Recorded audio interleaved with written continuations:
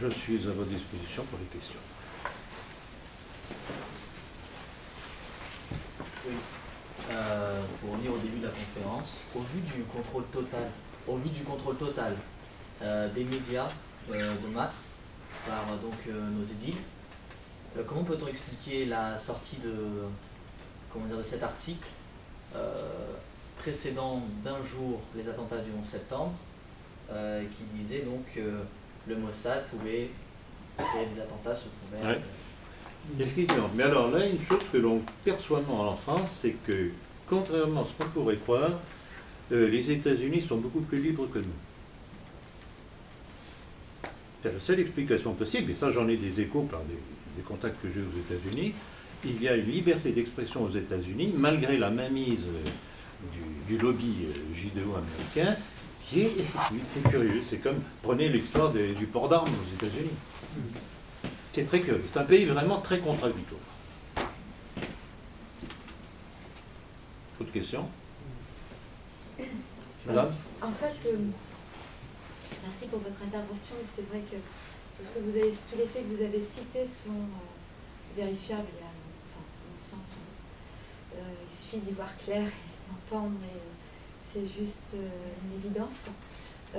Simplement, ce qui est intéressant, et ce dont on parle moins et que vous abordez justement, c'est la cause de la cause. La cause de la cause, exactement. Très bonne formule. C'est-à-dire, pourquoi tout ça? Pour en arriver où? Quel est le grand dessein? C'est ce que je viens de dire. Et on voit bien que les faits se précipitent ces dernières Tout à fait. Donc parce que vous expliquez rapidement que le système s'effondre.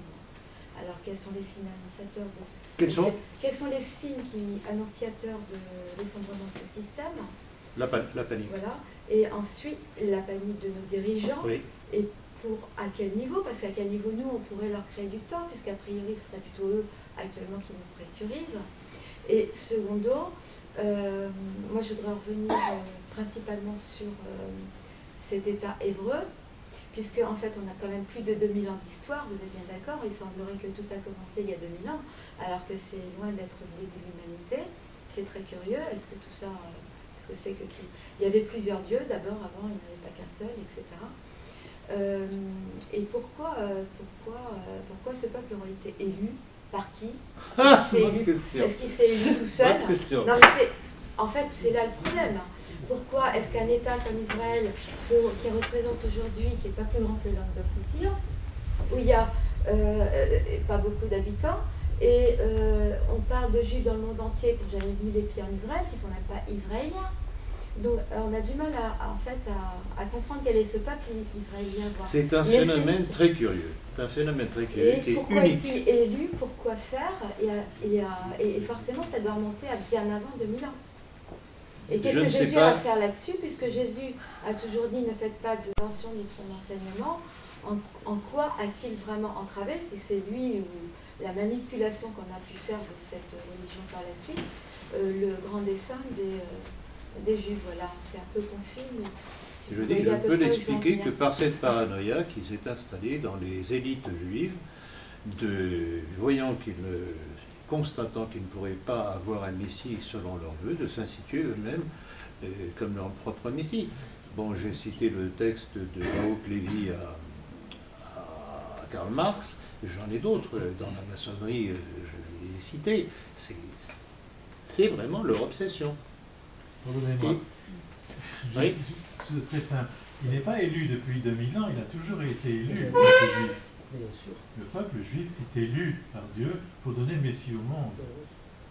Et on dit dans la Bible, et on répète, que les dons de Dieu sont sans repentance. C'est pour ça qu'ils sont tellement intelligents. Mais il est élu par qui? Par Dieu lui-même. Dieu c'est qui? Comment? C'est notre Créateur. Dieu c'est qui? C'est la Sainte Trinité, c'est notre Créateur. C'est la cause suprême. Oui. C'est le vrai Dieu. Mais comment cette parole a pu arriver, je ne sais pas, c'est par Moïse, c'est ça. Toute la révélation dit, vous êtes le peuple. Avant Moïse, la préparation, il était élu pour préparer la venue du Christ qui est le Sauveur. Fallait-il encore qu'ils le reconnaissent? Et c'est là où c'est temps. Et c'est là justement qu'il y a la rupture. La rupture a eu lieu et aussi la malédiction qui s'est portée à eux-mêmes. Exactement. Que son sang retombe sur nous et sur nos enfants. Voilà. Mais oui. Voilà. Pardon, je Non, vous réponds peut-être non, mais ça c'est- ne va pas. Mais moi, Merci de votre intervention, c'est exactement ça. Et contrairement à ce que disent notamment les modernistes et beaucoup de gens, à commencer par Bernard Anthony, Gardez vos amis, monsieur. à commencer par Bernard Anthony, qui disent qu'il n'y a pas de rupture entre l'Ancien et le Nouveau Testament. Je regrette beaucoup. Si le Nouveau Testament, c'est qu'il y a eu un événement qui s'est passé. Point à la ligne. Donc, votre intervention est intéressante. C'est la question, j'avoue que moi aussi, je pose comme madame la question, qui a nommé le peuple juif élu? J'avoue que ça me dérange. Ça me dérange. Surtout Mais que je dans- suis dans certainement- l'Ancien Testament, on parle des Elohim, et Elohim c'est Dieu au pluriel. Nous sommes d'accord. On sait très bien C'est qu'il y a des elle, choses Dieu. qui sont mal expliquées et mal traduites. Oui. Enfin, pas mal traduites, mais Indépendamment de tout ça, volontairement madame, interprétées. quelqu'un qui est élu, il peut trahir un jour, Exactement. Bonne réponse. malheureusement. Ah Nous oui. sommes tous là. Nous avons tous été- bon, Dieu veut qu'on soit sauvés, mais si on peut s'échapper, on peut faire des bêtises et n'en pas vouloir. Et comme c'était le peuple élu, il a des dons dont il se sert mal maintenant, qui sont au-dessus des autres peuples. C'est sûr que c'est le peuple le plus intelligent. Et c'est pour les ça- musiciens, les physiciens, etc. C'est pour ça que son intelligence devient l'intelligence satanique. Mais Dieu serait sélectif, c'est-à-dire qu'il dirait bon, toi t'es pas élu, et toi t'es élu, toi Non, t'es Dieu n'est bon, pas toi t'es sélectif, moins mais bon, Dieu toi, t'es respecte votre intelligent, volonté. alors tu vas C'est dominer un le autre monde. problème. Non, c'est pas ça. J'essaie Il de nous laisse la comprendre, en fait, liberté. l'origine. Non, il nous laisse la Dieu liberté de donne à chacun. choisir. Et Il c'est change nous-mêmes qui d'en nous sortir. condamnons par notre choix. Ou ne nous condamnons pas. Mais mon Dieu respecte notre liberté. Mais il donne a à élu tous. un peuple, il aurait élu un peuple. Oui, certainement. C'est Il sûr. aurait choisi, donc élire c'est choisir. Oui, d'où Pour que devait ce sortir. peuple domine le monde. Non, madame. Non. Parce qu'il devait sortir son fils qui était le sauveur du monde. Parmi ce peuple. Oui, absolument. Et donc Jésus c'est est terminé, Jésus. puisque Jésus faisait partie de la communauté, était en Israël. Oui, Enfin, il était on appelle juif. Israël. Il était Il juif. était juif par sa mère. Jésus était juif. Donc en fait, ce qui nous arrive daterait de l'époque de Jésus. Donc il n'y a pas longtemps Tout à dans fait. l'histoire de l'humanité. Tout à fait. Puisque l'homme existe depuis combien de temps? On 10 dit 000 ans. des 400, Ben oui. ça change. Exactement. Exactement. C'est parce qu'ils n'ont pas accepté le Messie qui leur était annoncé par leurs propres prophètes, qu'ils ne l'ont pas annoncé parce qu'ils avaient une autre conception du Messie. Point à la ligne. C'est là que tout déraille. Ils sont temporaires. Et l'intelligence dont ils ont été dotés, et encore j'en suis pas toujours sûr, parce que quand on voit certains juifs, ils ne sont pas particulièrement intelligents. Bon, enfin, bon, allez. De toute façon, pour moi, il me semble évident que nous sommes victimes de cette paranoïa juive, parce qu'ils veulent être, ils veulent trouver, et s'instituent le Messie de leur propre cause. Alors, puisqu'on est dans l'ésotérisme, À peine. la métaphysique, excusez-moi, j'emploie pas, a priori pas le bon mot, je suis désolé. Oui, alors moi il me semblait que justement le peuple juif était le peuple élu parce que justement il devait nous apporter le prophète, le Messie, mais après je pensais pas que c'était une question d'intelligence ou pas. Et puis on parle aussi de Satan, maître de ce monde, qui peut corrompre et l'arbre de la connaissance, quelque chose comme ça. Donc c'est peut-être ça qui ferait que les juifs seraient à la limite plus inspirés que les autres. Mais justement pour ce projet satanique qui est le nouvel ordre mondial, la tour de Babel, tout ça, donc il y aurait une force qui pousse à ça, et les juifs en seraient inspirés. Je ne pense pas que ce soit divin cette intelligence. C'est le satanisme, Voilà. je me répète, c'est Ouais, le c'est satanisme. Il n'y a pas d'autre explication. Et quand on étudie la maçonnerie, on trouve la racine. Il n'y a pas d'autre explication. Quand vous voyez les textes de la haute maçonnerie, c'est hallucinant. C'est satanique luciférien. Appelez ça comme vous voudrez. Ils ont le culte de Satan. Le culte de Satan, Et tout à fait. ils consacrent même des enfants et tout ça. Mais bien entendu. Des choses que- Mais bien entendu. Tout à fait. Bien entendu. Alors, je ne sais pas, parce que je ne suis pas un spécialiste de la question, mais il faut tout de même se rappeler que chez nombre d'historiens, on rappelle les sacrifices d'enfants selon des rites judaïques. Alors, Monsieur Drummond, là, Il y a, dans son livre, il n'y a pas simplement Drummond, il y a 36 000 autres. il sacrifie des gens. 36 000 autres. Ouais, c'est un On dirait mystère. que c'est Ouais, c'est un ce mystère. peuple. Ce peuple qui est refusé de Dieu, apparemment, c'est voué à Satan. Il n'y a pas d'autre explication. Et un peu, pardonnez-moi, si vous permettez, je veux pas. Oui, je vous en prie. Rien à ajouter. Un peu comme Satan, si vous voulez, il ne peut pas revenir sur son choix. Satan a choisi d'être contre Dieu. Et aujourd'hui encore, il est en révolte parce qu'il se veut Dieu. Il ne peut pas revenir parce qu'il est hors du temps, si on peut dire. Le peuple juif, aujourd'hui, si on peut lui donner une explication rationnelle, il doit toujours essayer d'anéantir le Christ dans les chrétiens. Tout à fait. C'est peut-être la raison de son existence. Hum. Pardon, je vous choque, je vais très vite, parce que dans ce genre de propos, remarquez, il veut toujours, finalement, établir son messianisme et non pas celui de notre Seigneur, qui est celui du salut. Notre Seigneur veut sauver tout le monde. C'est ça le Messie. Madame. Et là, au départ, vous avez dit que l'islam a été utilisé par les juifs Oui. pour lutter contre le christianisme. Par contre, les musulmans, eux, ils reconnaissent le Christ et ils attendent le Christ à la fin. C'est vrai, enfin, Mais c'est comment évidemment ils- pas la même position que les Juifs par rapport au Christ. Ouais. Et alors, comment ils ont, parce que comme ils sont croyants, voilà, comment ils ont utilisé les juifs, les musulmans contre. Alors, il faut connaître l'histoire de Mohammed, Ouais. qui était serviteur du grand rabbin de Médine. Et je vous conseille à ce sujet-là, il y a plusieurs ouvrages. Il y a l'ouvrage de Anna Zakaria, vous connaissez, et Anna l'islam, création juive. Ah, c'est pas le L'islam, grand secret création juive. Le grand secret de l'islam. Pardon? Le grand secret de l'islam, Non. c'est pas elle qui a fait ça.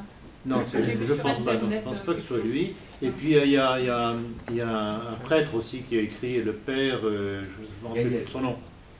Gaïez, il me semble. Oui, Galès. Galès. Gaïès en espagnol. c'est ça. Et là, il explique. Alors, ce qui est très intéressant dans l'ouvrage de Anna Zakaria, c'est qu'il compare des textes juifs à des sourates. Et il y a très souvent des copier-coller. C'est même curieux. Oui.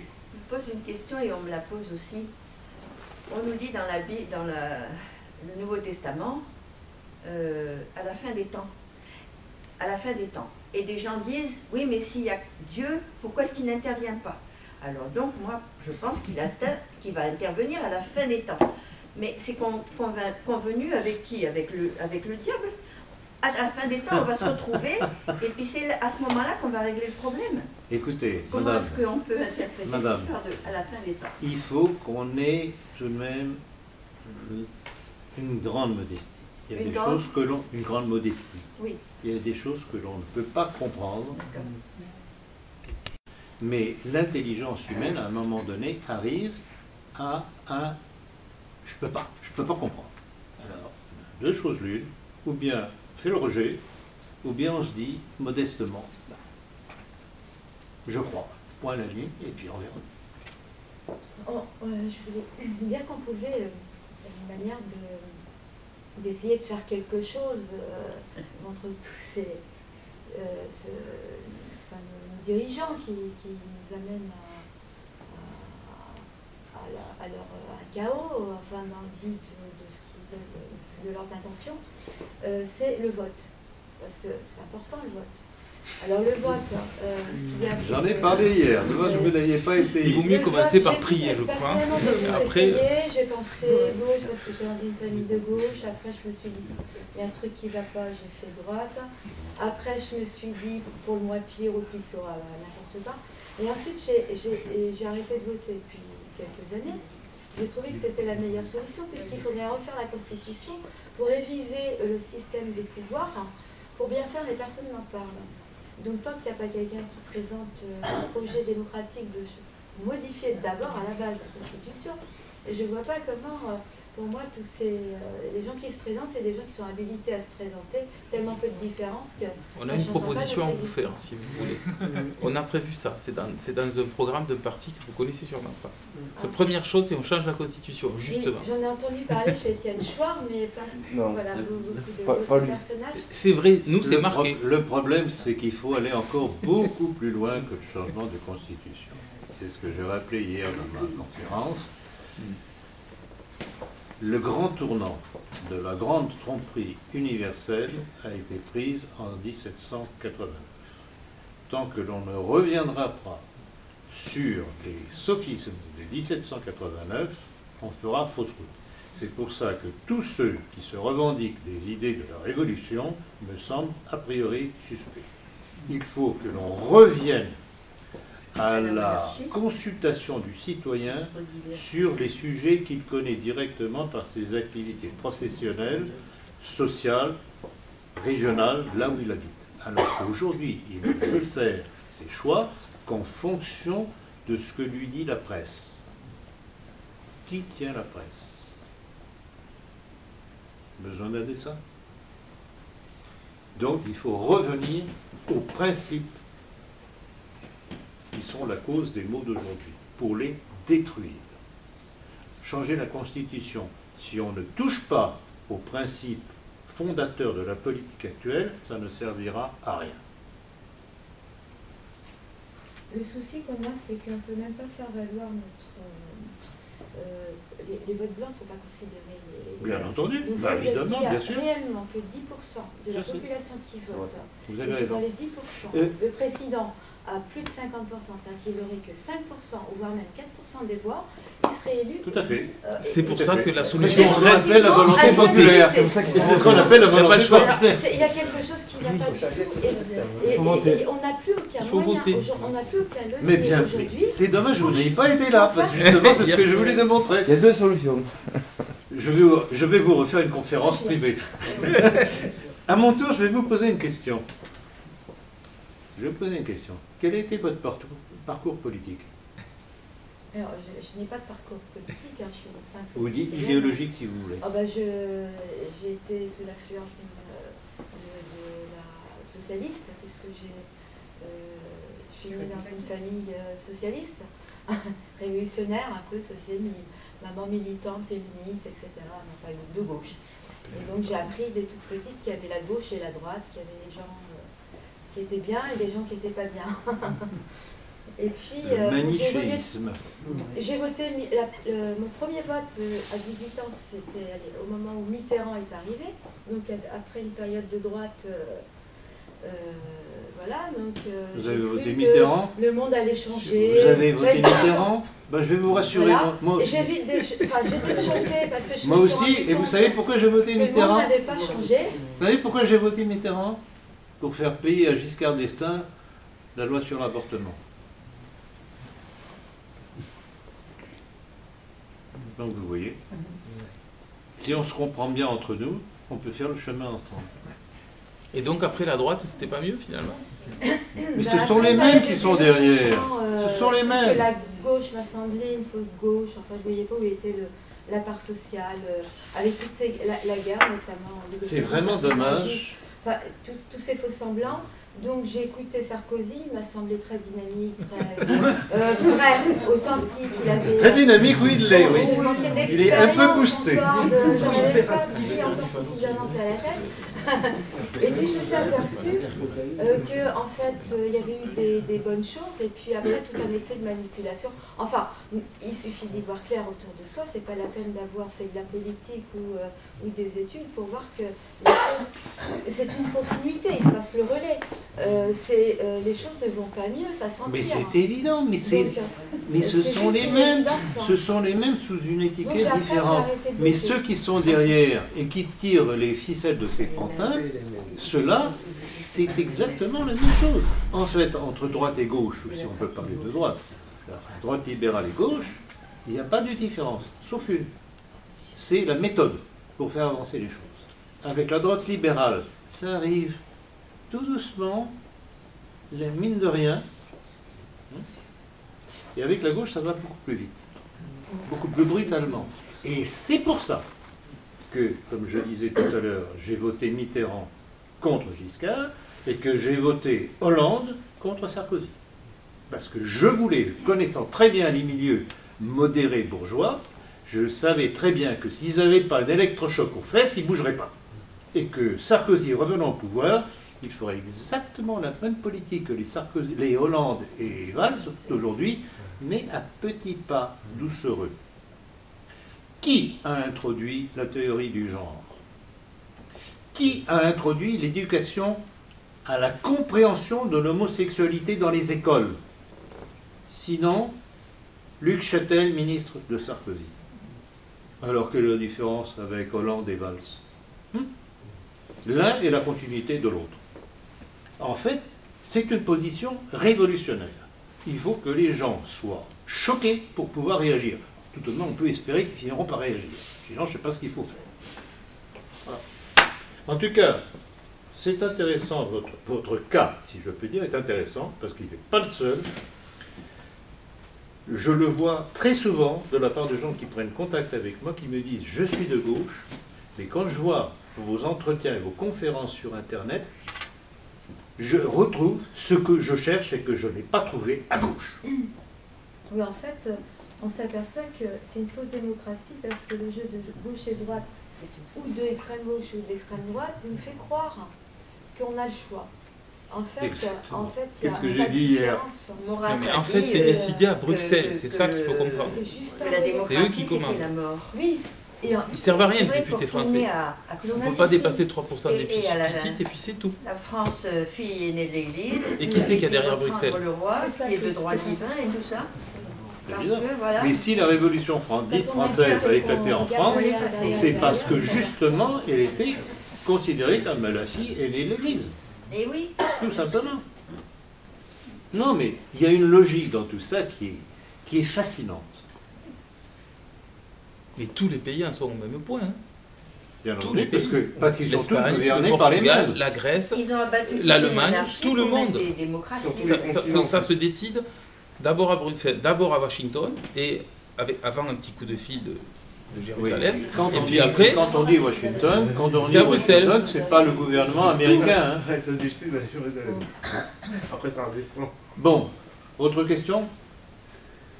Alors oui, moi. Toujours les mêmes. Hein. Encore un. Encore un bavard. J'en ai trop. Oui, alors moi, ce que je trouve assez drôle, si je puis dire, hein, bien que ça ne soit absolument pas drôle, c'est que cette création de l'État islamique, cette fameuse création américaine, CIA, en fait, elle cristallise tous les paradoxes en fait, parce que en fait ils veulent ils veulent déstabiliser les pays en Europe, faire des réfugiés qui vont créer des flux de réfugiés qui se dirigent vers l'Europe, mais ces flux de réfugiés, comme vous l'avez dit, exacerbent les nationalismes en Europe.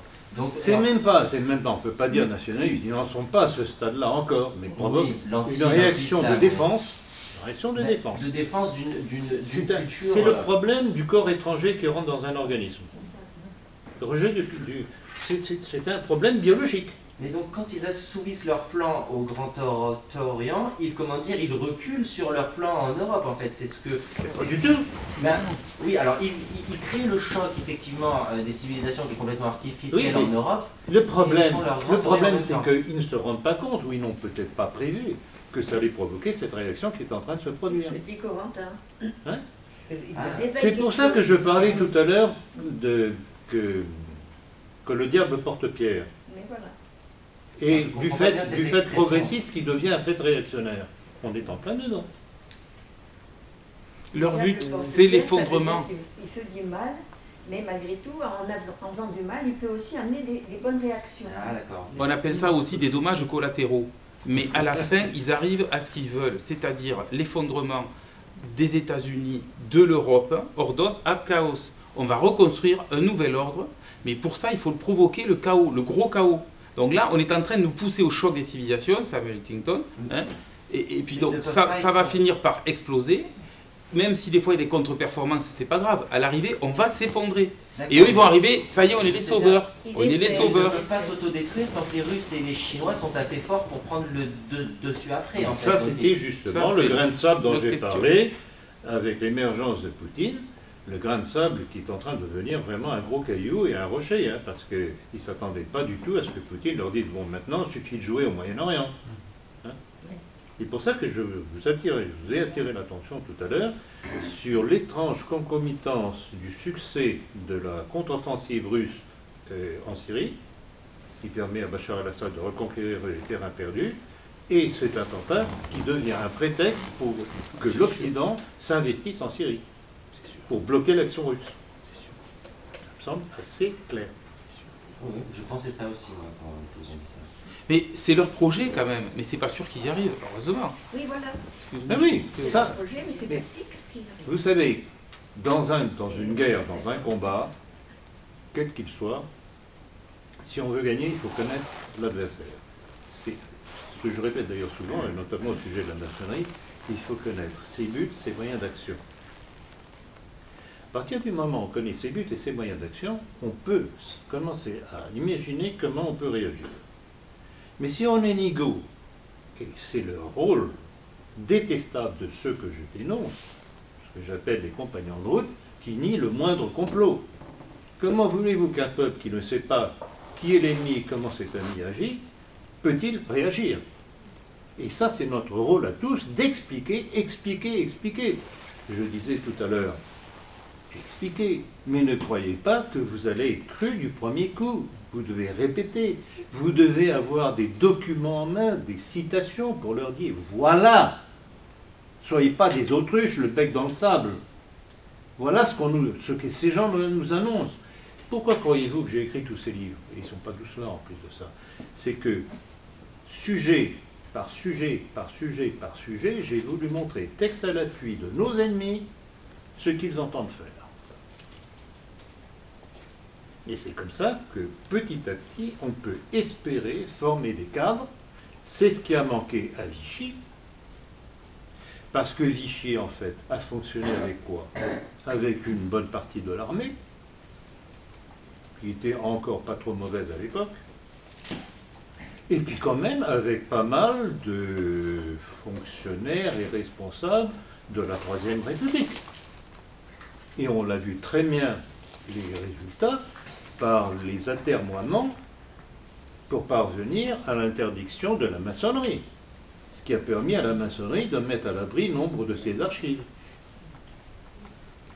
Je vous signalerai que mon père, d'ailleurs, avait été chargé par le maréchal Pétain de dépouiller les archives de la maçonnerie, celles qui avaient été saisies.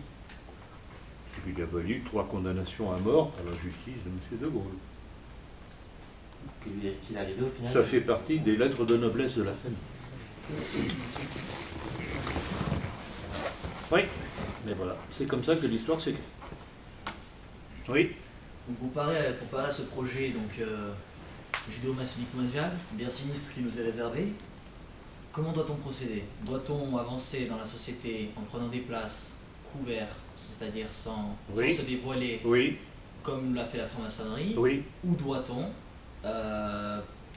ouvertement en parler à nos proches et à d'autres et essayer de leur faire comprendre? Bonne question. Justement, c'est une question de stratégie.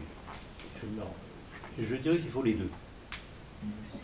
Il faut à la fois une partie visible, qui dénonce les choses, qui explique les choses, et puis d'autres qui soient des sous-marins comme nos ennemis. Ils ont aussi la partie visible et la partie non visible. La maçonnerie, c'est ça. Il y a la partie rassurante et puis la partie secrète. Et quand, je regrette beaucoup pour les partisans de l'UPR qui sont là, quand je plaide l'entrisme au Front National, c'est dans ce but.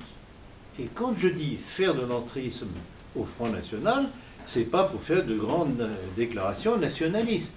C'est pour être là, bien gentil, bien obéissant, pour gravir les échelons de responsabilité et être en mesure de voter aux élections internes pour blabouler les mauvais éléments. Comme Poutine. Comme Poutine. Exactement. Poutine qui a émergé brusquement. Alors, bon, il faudrait, dans sa cervelle, savoir exactement à quel moment il a commencé à comprendre et à basculer. Mais si l'ennemi est capable d'infiltrer nos structures, et regardez sur le plan politique comment le Front National s'est fait infiltrer, regardez sur le plan religieux comment l'Église s'est fait infiltrer, y compris les fraternités Saint-Pédis et Saint-Pierre. Pourquoi eux sont capables d'être assez intelligents et persévérants pour faire ce travail, et que nous ne serions pas capables de faire la même chose en sens contraire? Parce que se lamenter en disant « Ah non, le Front National, c'est pas bien, il y a des homosexuels, et puis il y a ça », c'est facile. On se drape dans sa dignité, les pieds dans les pantoufles bien au chaud, et on fait rien, et on laisse progresser le mal. Voilà. Je crois que j'ai répondu à votre question. Mais c'est le diable qui porte Pierre, c'est pas Pierre qui porte le diable. Hein? C'est le diable qui porte Pierre, c'est pas Pierre qui porte le diable. Si nous, est-ce qu'il n'y a pas... Ah oui, mais ça c'est de l'angélisme. Ça, je regrette beaucoup, c'est de l'angélisme. Qui se fait retourner dans l'intrisme? Est-ce que beaucoup de ceux qui font de l'intrisme ne se retrouvent pas à la fin corrompus? Il est évident, alors, votre observation est juste, et il est évident que pour jouer ce jeu, il faut quelqu'un qui soit bien formé. Certain. Et quelqu'un qui vraiment en veut. C'est pas facile de mentir. Comment? C'est pas facile de mentir. Mais il n'est pas question de mentir. Il y a une vieille formule, vous savez que j'ai été élève des jésuites. Et oui, c'est vrai, mais c'est défend bien. J'ai été élève des jésuites. Vous n'êtes pas obligé de... Attendez, quelle est la formule déjà? Vous n'êtes pas... non, personne ne vous force à mentir. Quelle est... Attendez. Quelle c'était déjà? Vous n'êtes pas obligé.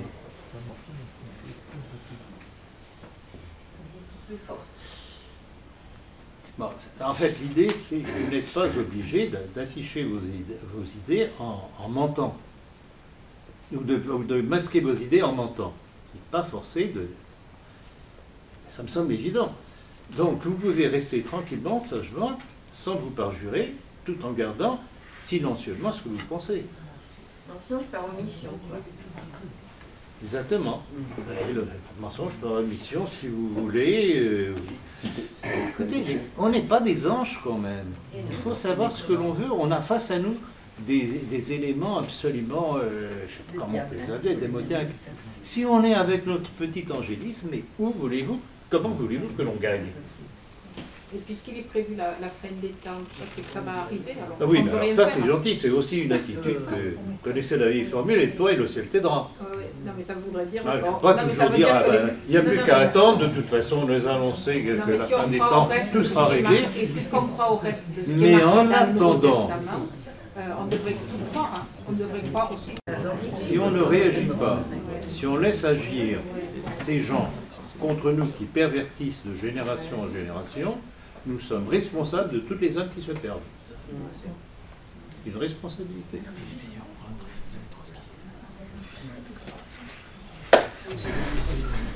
Vous n'avez toujours pas posé de questions, vous? C'est tellement bien... Tellement clair, je suis trop clair, c'est ça? Ouais, c'est clair. Bah, la conclusion était très... Dans votre conclusion, c'est très très bien résumé. C'est pour ça que jusqu'ici, personne n'a été capable de me prendre en défaut, de contre-argumenter. C'est parce que tout ce que je dis est basé sur des textes prouvables. Point à l'œil. Et que ce que je ne comprends pas, j'essaye de le comprendre. Une fois que je l'ai compris, j'essaye de l'expliquer le plus clairement possible pour que d'autres le comprennent. Pas plus compliqué que ça. Voilà. Oui. Je pensais aussi, si nous arrivons à terme à faire rater ce projet, qu'en est-il donc de la Russie aujourd'hui qu'on voit se faire de plus en plus alliée avec la Chine, malgré leur histoire?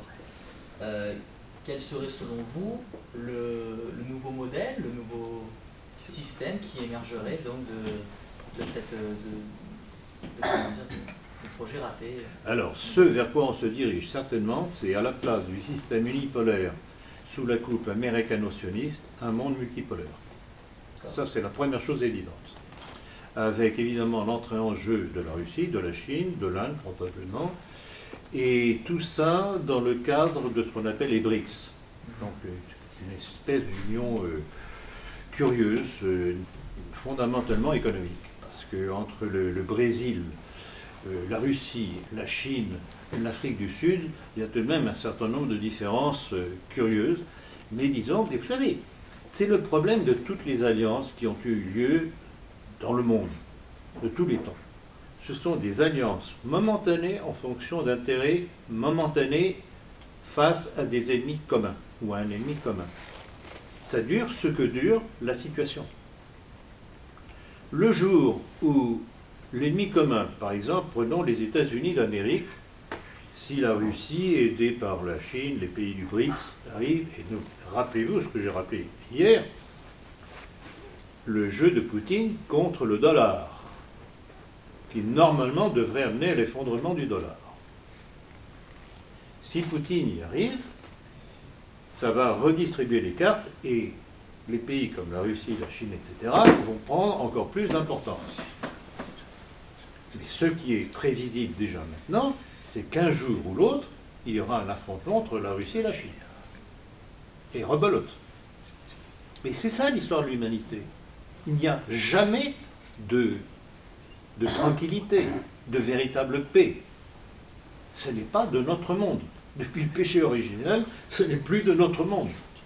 C'est un combat permanent. Et c'est pour ça qu'il faut arriver avec notre intelligence tout de même limitée à concevoir la politique basée sur les principes qui aident au mieux à créer une société stable. Ce que les autres cherchent à détruire par tous les moyens, en invertissant les valeurs de la société, justement, en tournant le dos à l'ordre moral et aux valeurs constitutives de l'humanité. Donc tout est là. Et ne croyez pas qu'un beau jour, grâce à Poutine ou à un autre, ou un nouveau roi qu'on nous annonce, on va vivre une période où ce sera la paix sur la terre, le paradis sur terre. Non, le paradis ne sera pas sur terre. Mais on peut essayer de vivre le mieux possible en société. Et pour cela, il faut détruire les principes nocifs, fondamentalement, qui sont nés en 1799. Tout par-delà. C'est le péché contre l'humanité. Si vous n'avez pas d'autres questions, eh bien, je suis à votre disposition pour dédicacer les livres.